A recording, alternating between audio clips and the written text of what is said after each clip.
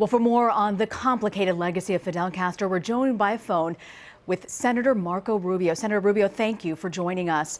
I want to ask you, you've called Fidel Castro evil, murderous dictator who inflicted misery and suffering on his people. Senator Rubio, do you feel that Fidel Castro should be forgiven? Forgiven? Well, first of all, to be forgiven, you have to ask for forgiveness. And I don't think Fidel Castro's ever apologized for anything that he did.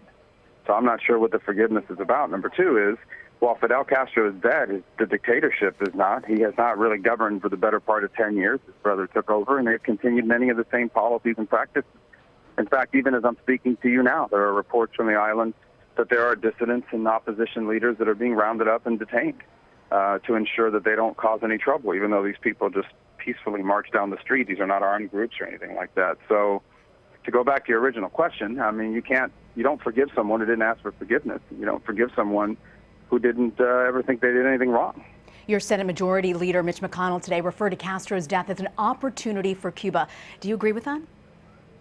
Well, I think that the reality of it is that he hasn't really governed for the better part of 10 years. He got very sick in 2006 and almost died. Has largely been incoherent for the last 3 to 4 years. For the most part, they've kind of kept him from the public eye because of that.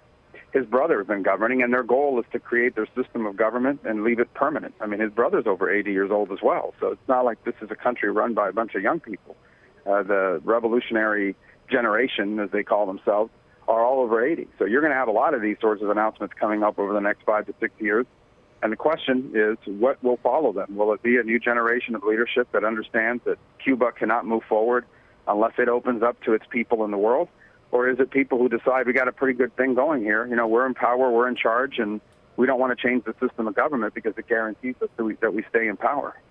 When you ran for president, you said that you would roll back the Obama administration's moves to reestablish ties with Cuba. President-elect Donald Trump has said that he would do the same. Does the death of Fidel Castro change that in any way? No, it was an ongoing process. And I would say to you that we are going to, as I've encouraged the White House to do, the new White House, re-examine our policy towards Cuba with an eye towards what our goal is. And our goal in Cuba is to, number one, protect America's national interests, and number two, as part of that first goal, to do everything possible in our policy to incentivize and pave the way for a democratic opening on that island.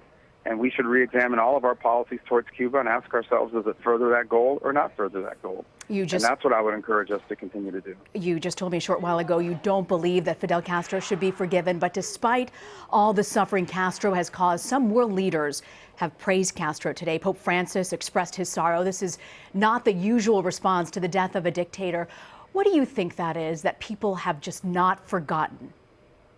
Well, I don't know why that is. You'll have to ask each of these individual leaders. Some of these people you're talking about are people that have never had to live near him or anywhere around him or have been impacted by what he's done. Others, quite frankly, have anti-American sentiments and have always viewed Fidel Castro as a person who stood up to America. And others, quite frankly, are left-leaning. They just agree with his ideology. I promise you that if this was a right-wing dictator, which I don't necessarily excuse, but a right-wing dictator who had done what he did, this would not be the reaction that you would be getting.